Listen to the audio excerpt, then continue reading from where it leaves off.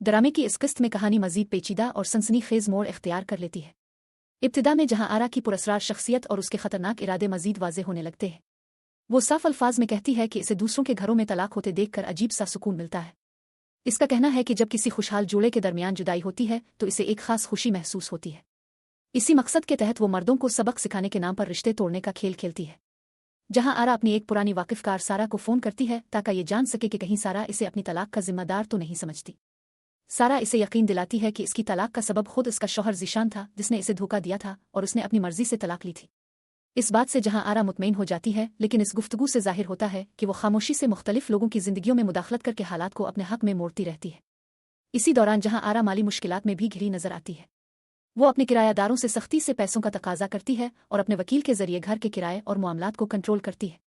बज़ाहिर वो एक मजबूत और खुदमुख्तार औरत नजर आती है, लेकिन अंदर से वो किसी बड़े मंसूबे पर काम कर रही है।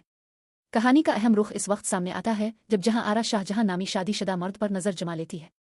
वो खुद से वदा करती है कि वो शाहजहां की जिंदगी में वो दूसरी औरत ई बनकर दाखिल होगी और देखेगी कि इसकी मोहब्बत ज्यादा ताकतवर है या शाहजहां की अपनी बीवी के साथ वफादारी। ये फैसला जाहिर करता है कि जहां आरा सिर्फ रिश्ते तोड़ने ही नहीं बल्कि लोगों के जज्बात से खेलने में भी माहिर है। दूसरी तरफ शाहजहां और उसकी बीवी ईशा नई जगह पर मुंतकिल हुए हैं और अपनी सादा मगर खुशगवार जिंदगी गुजारने की कोशिश कर रहे हैं। दोनों के दरमियान मोहब्बत और अपनायत वाज़े नजर आती है। ईशा घर के कामों में मसरूफ रहती है जबकि शाहजहां इसके साथ वक्त गुजारने की ख्वाहिश जाहिर करता है। उनकी छोटी छोटी बातों में भी मोहब्बत झलकती है जिससे अंदाजा होता है कि वो एक खुशहाल जोड़ा है। इसी दौरान जहां आरा अपनी खादमा आसिया के जरिए उनके घर चाय भिजवाती है, लेकिन शाहजहां और ईशा वो चाय नहीं पीते और इसे फेंक देते हैं। हैरत अंगेज तौर पर बाद में जहां आरा को इस बात का इल्म हो जाता है कि उन्होंने इसकी भेजी हुई चाय नहीं पी। जब ईशा इससे मिलती है तो जहां आरा निहायत नरमी मगर मानी खेज अंदाज में इसे समझाती है कि अल्लाह की दी हुई नेमत की बेकदरी गुनाह होती है। ईशा को इस बात पर शर्मिंदगी महसूस होती है और वो इससे मुआफ़ी मांगती है। इस लम्हे में जहां आरा के अल्फाज में अजीब सी नफसियाती ताकत महसूस होती है, जैसे वो लोगों के एहसासात पर काबू पाना जानती हो। दूसरी तरफ एक और कहानी भी चल रही है जहां सरफराज अपनी मां के साथ इंतहाई बेहिस्सी से पेश आता है। इसकी बीवी रिकिसाना भी सास की तौहीन करती है और इसे झूठा करार देती है जब वो अपनी बीमारी का जिक्र करती है। सरफराज अपनी मां की बात पर यकीन करने के बजाय बीवी का साथ देता है जिससे मां का दिल टूट जाता है। ये सूरत-ए-हाल देखकर उसकी बेटी शदीद गुस्से में आ जाती है और भाई को सबक सिखाने का इरादा जाहिर करती है, मगर मां इसे रोक देती है क्योंकि वो अभी अपने बेटे के लिए बद्दुआ नहीं करना चाहती। किस्त के इख्तिताम की तरफ एक और हैरान कुन राज सामने आता है।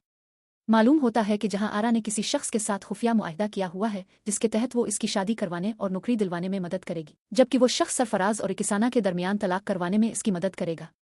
जहां आरा इस शख्स पर दबाव डालती है कि वो जल्द अज जल्द अपना वदा पूरा करे। वो कहता है कि वो सिर्फ तलाक नहीं करवाएगा बल्कि सरफराज को इस मकाम तक ले आएगा जहां वो खुद आकर मुआफ़ी मांगने पर मजबूर होगा। आखिर में ईशा और शाहजहां के दरमियान गुफ्तगू में एक अजीब सा शक जन्म लेता है कि जहां आरा को कैसे मालूम हुआ कि उन्होंने इसकी भेजी हुई चाय नहीं पी। शाहजहां इस बात को इत्तेफाक करार देता है, लेकिन ईशा के दिल में एक बेचैनी बाकी रह जाती है। इस तरह किस्त एक पुरअसरार फिजा में खत्म होती है जहां आरा के इरादे, इसके मंसूबे और मुख्तलिफ किरदार